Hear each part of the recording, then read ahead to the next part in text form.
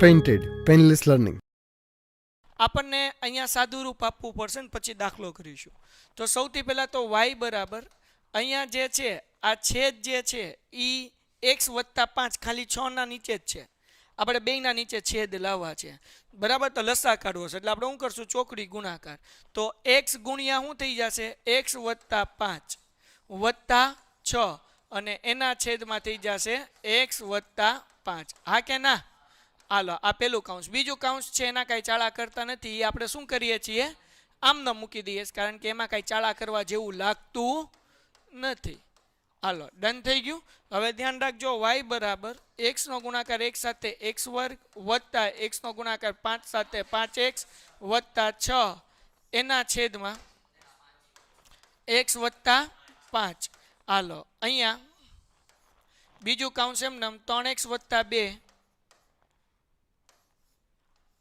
અને છેદમાં શું આવશે? તો કે x² વત્તા 5x વત્તા 6. શું લાગે છે? શું કરવાનું હવે? ઉડી જાય ને? આ બે કેવું છે? સરખું છે. તો y બરાબર આપણને શું વધશે? 3x+2 અને x+5. કોનો નિયમ આવશે? ભાગાકારનો નિયમ આવશે. તો અંશને શું કહેવાય? u કહેવાય. 3x+2 તો du/dx શું મળે આપણને? 3. ખબર પડી ગઈ? હાલો પછી ભાગાકાર શું છે ભાઈ? તો કે એને છેદમાં છે ને આપણે શું કહેશું? v કહેશું. x+5 તો dv/dx શું થઈ જશે? ખાલી 1, કારણ કે x ની આગળ કાંઈ નથી એટલે 1. હાલો સૂત્ર મૂકીએ ભાગાકારના નિયમ પ્રમાણે એટલે દાખલો થઈ ગયો પૂરો. જાગો જ બધાય? ઓકે ચલો હવે સૂત્ર શું છે? તો કે ભાઈ આપણને સૂત્ર ખબર છે કે ભાગાકારના સૂત્રની શરૂઆત ક્યાંથી થાય?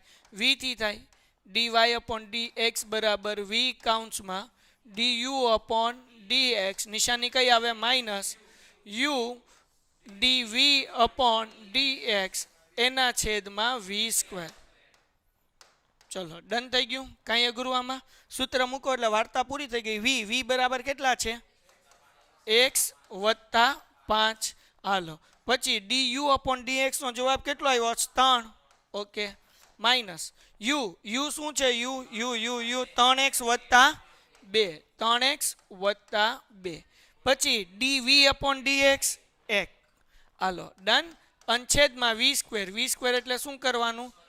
x+5 નો વર્ગ. હા કે ના? હવે છેદના ચાળા કરવાના.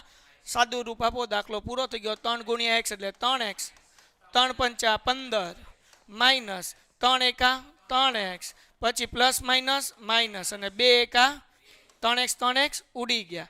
છેદ એમને રહેવા દઈએ. હા કે ના? એટલે આપણને શું જવાબ મળશે? x+5 નો સ્ક્વેર. 15 માંથી 2 જાય એટલે 13 છેદમાં x+5 નો સ્ક્વેર. દાખલો થઈ ગયો પૂરો. ડન થઈ ગયું? ઓકે. Painted, painless learning.